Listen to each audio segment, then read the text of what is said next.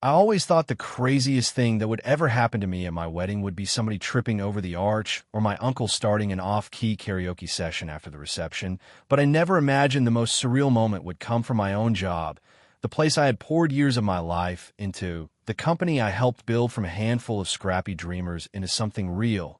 And honestly, I never imagined I'd be laughing about it while still standing barefoot on a beach in my wedding suit with cake on my plate. But to explain how any of that makes sense, I got to rewind a bit, because none of this started on that sunny afternoon. It started months earlier, when someone new walked into our lives with a smile so sharp it could cut glass and an ego even sharper. I worked back then as head of strategy at a tech company that had finally grown out of that garage startup vibe everyone likes to romanticize, but nobody actually wants to live through for longer than a year. I came in when the company was nothing but wires on the floor, folding tables pretending to be desks, coffee that tasted like burnt regret, and 5 engineers who looked like they slept under their monitors. I built frameworks, systems, long nights, turning chaos into something repeatable, something sustainable, the boring kind of magic that doesn't look like magic until the profit charts start tilting steep enough to make people whistle. The founder knew it, the board knew it. And yeah, even though I never brag, I knew it too. There's one detail I never made a big announcement about, mostly because it always felt like one of those grown-up responsibilities that isn't sexy to talk about. My family ended up buying the office building the company worked in. Pure numbers decision. The building was available, the math worked, my family's investment group had the money. It helped the company, everyone was happy, documents were filed, conflicts of interest handled cleanly, transparency done. And after that, life just moved on. Nobody really cared because why would they? It was just a line item in accounting, not a neon sign over the door. Then one day she arrived. Our new COO. Let's call her Miranda. The kind of person who walks into a room like she thinks there should be dramatic music playing behind her, the kind of corporate presence that's all posture and buzzwords. Discipline, efficiency, excellence. I don't do excuses. Only results, like she'd memorized a script from some leadership podcast and couldn't wait to try it on real humans. I wanted to give her the benefit of the doubt. Truly, I've seen loud people who turn out to be brilliant. So I did what any decent teammate does. I offered help. I sent summaries, context, every tool she could possibly need to understand how everything worked. But there's this dangerous phase when someone brand new thinks confidence equals competence, and they start swinging before they learn where the furniture is. And that was Miranda, walking around rearranging things she didn't even understand yet, calling everything legacy thinking like that phrase alone made her smarter. Still, even then, it wasn't personal, until suddenly it very much was. One night at a company gathering, when music was loud and people were just loose enough to talk a little freer, she cornered me, literally backed me to a wall, smiling like she was doing me a favor. "You and I could be powerful together here, you know," she said, voice soft like it was supposed to sound conspiratorial and intimate instead of incredibly uncomfortable. "We should continue this in private sometime." I remember blinking for a second, like my brain needed a moment to process the absurdity. Then I did what I hope any decent person would do. I said no. Calm, clear, respectful but firm. Told her that was inappropriate. Told her I was engaged.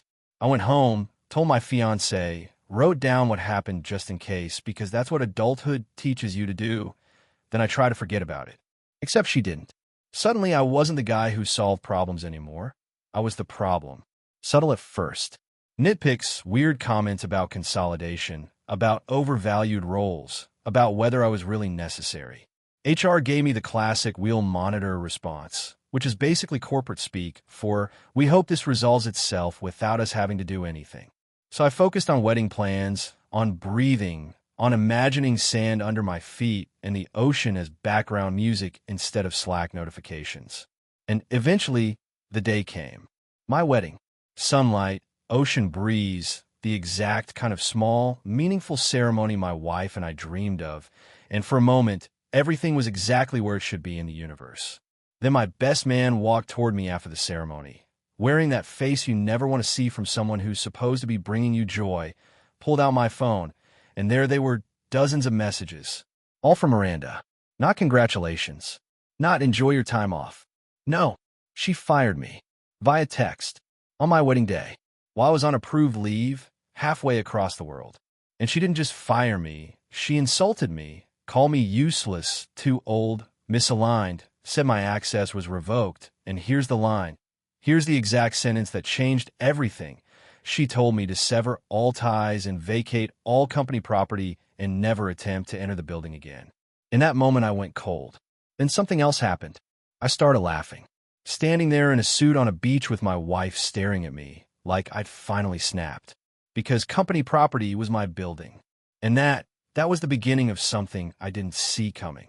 So there I was on a beach in another country with a brand new ring on my finger, my wife still glowing with that just married happiness, and my phone lighting up like a slot machine because a woman who had known me for barely a month decided she had the authority to erase my career with a few angry thumbs on a screen.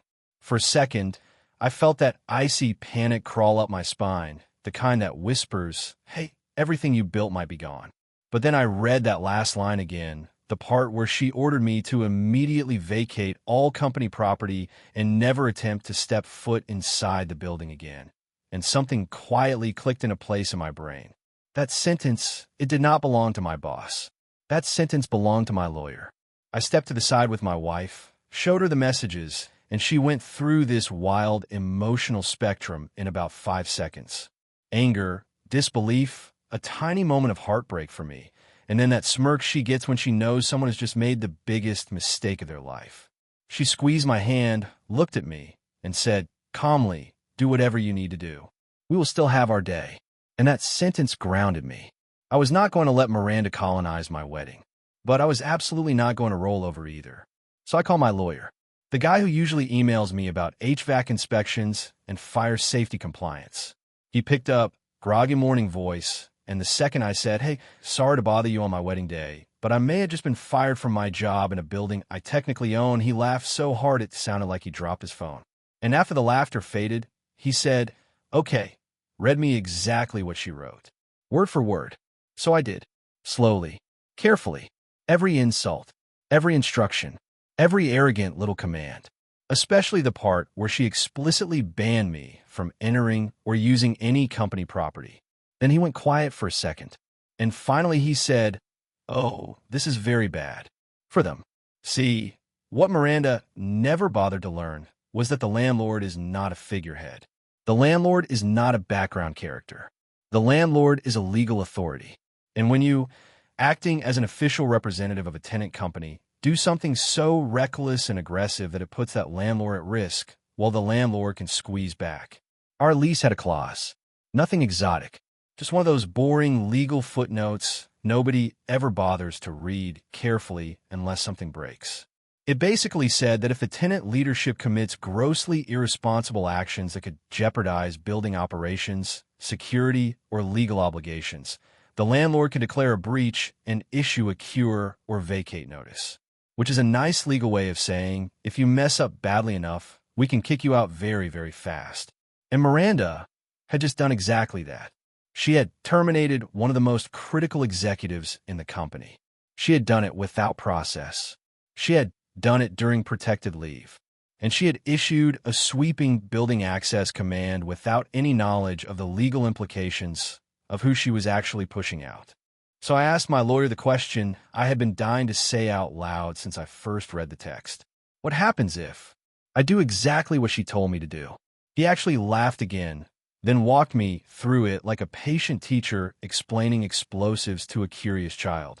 If I complied, formally and legally, we could issue an official notice to the company, copied to the board and founder, stating that their agent had taken reckless action that jeopardized security, corporate stability, and landlord interest. If they failed to fix it immediately, we would proceed to terminate the lease. In plain English, if they did not reverse everything, if they did not handle this properly, the company would be thrown out of the very building they worked in. Standing on that beach, still smelling sunscreen and ocean air, I said 6 words I never thought I would say on my wedding day. Draft it. Send it. Make it clean. Then, like something out of a strange romantic comedy directed by a lawyer, I texted Miranda back. Just one line. Understood.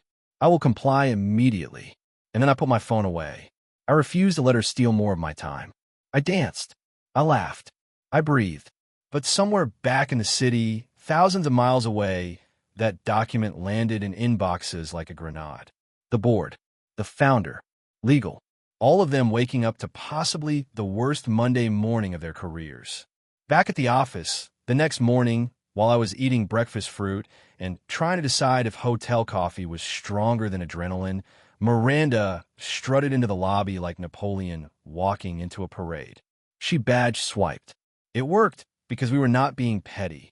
My lawyer had insisted we do everything cleanly and by the book. But instead of her normal security staff, she found 2 building security officers and a board member waiting with printed papers and the kind of silent stare that only appears when someone realizes they have massively underestimated the situation they are in. The board member looked at her and asked, simply, "What did you do?"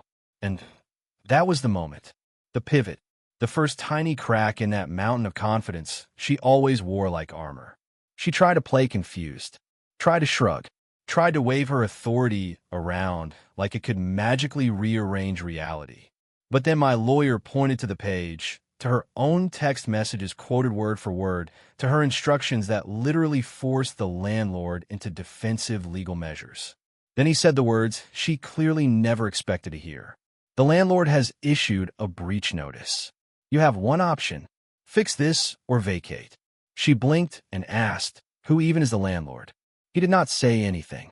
He just pointed to a photo hanging on the lobby wall. Me. Later that day, the founder reached out to me. His voice carried something I had only ever heard once or twice before.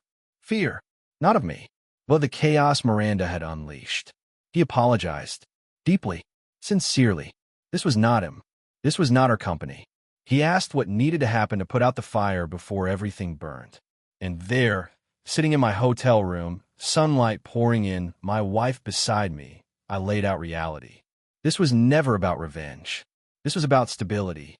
If they wanted to restore order, the termination had to be rescinded formally. There had to be acknowledgement that what Miranda did was improper. And she could not stay. Not demoted. Not relocated. Gone.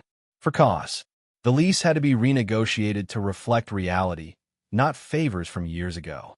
And most importantly, the company needed someone in operations who actually understood how fragile and precious functional systems are. And then I did something I never expected to do. I told them I would come back if they wanted me, but on my terms. Clear authority, honesty, no power games. No more pretending we could survive leadership driven by ego instead of competence. Then I closed my laptop, and I went swimming. Hours later, everything was done. Miranda was terminated, not rehired somewhere in the company, not gently shuffled out with severance. Removed. For cause. Her era of buzzwords and bravado evaporated into a cardboard box escorted out of the building she once strutted through like she owned it. And just like that, the chaos she created ended. But that is not where the story ends. Because cleaning up a mess is not the same as healing from it. And coming back meant walking straight into the same battlefield with a new responsibility resting on my shoulders. Coming home felt strange, like walking back into a house that had been hit by a storm. The walls were still standing, everything technically in its place, but the air carried that quiet tension you can't quite name, like the building itself remembered what had happened. People avoided eye contact at first, then slowly warmed, then finally came by my office one by one, not with dramatic speeches, just small honest things like, "Hey, I'm glad you're back," or "It didn't feel right without you." And those little moments, more than the emails, more than the official apologies, reminded me why I ever cared about this place in the first place. We negotiated the lease, raised it to something fair, nothing brutal, nothing vindictive. I didn't want to punish the company. I wanted to protect it. And I stepped officially into the COO role, not to wield power like some shiny sword, but to keep the structure steady, to make sure nobody ever again treated real people like chess pieces in their personal game of ego. I also stepped away from being the direct landlord representative because if I was going to lead, I needed to do it cleanly, without that dual authority hanging over everything like a shadow. Another partner from my family took over that responsibility, and honestly, it felt like taking a breath for the first time in weeks. But coming back wasn't as heroic as a movie ending. It was uncomfortable. People whispered. Some were relieved. Some were embarrassed they hadn't pushed back harder. Some looked at me like I was now part building, part company, part cautionary tale. Meetings felt different. Leadership was quieter. The board listened more. There was this collective realization that everything we do as leaders, every careless decision, every ego-driven impulse, ripples outward. One afternoon, a few weeks in, I walked past the lobby where everything spiraled that day. Same floors, same framed photos. Except this time, there was new energy. People laughing. Someone struggling with a coffee lid. Sunlight coming through the glass, just right. It didn't look like a battleground anymore. It looked like a place again. And in that quiet moment, something settled inside me. This wasn't revenge. This wasn't punishment. This was a boundary. A line that said, you cannot treat people like disposable props in your narrative of self-importance and expect the world not to push back. I won't pretend I didn't feel satisfaction. I did. Watching someone who abused power finally face consequences feels righteous. But I also felt something else, something a little sad. Because it didn't have to be this way. If she had taken 5 minutes to understand the company instead of trying to conquer it, if she had valued people instead of trying to dominate them, we wouldn't be here. And that realization stuck with me. Power reveals who you are. Sometimes in beautiful ways, sometimes in terrifying ones. The company stabilized. Processes got cleaner. HR policies were rewritten in a way that actually meant something. Terminations now required more than a whim and a temper. Access protocols tightened up. And quietly, underneath it all, trust started to rebuild itself, thread by thread. Not instantly, not magically, but honestly. People sometimes ask me if I ever feel guilty that everything ended the way it did. And I always answer the same way. She wrote her own ending. I simply read out loud. Still, there's a part of me that wonders what people think listening to this. Was it justice? Was it corporate karma? Was it too much power concentrated in one pair of hands? Or was it exactly what needed to happen in a world where too often the loudest, boldest, most reckless voice gets to steamroll everyone else? So now I'm curious what you think. If you were in my position, would you have done the same thing? Do you think she deserved what happened? Or do you think I went too far? Was this justice, luck, or just a messy human situation spiraling out of control? Let me know your thoughts in the comments. I really want to hear where you stand on this one, because depending on how you look at it, this story is either deeply satisfying or deeply complicated.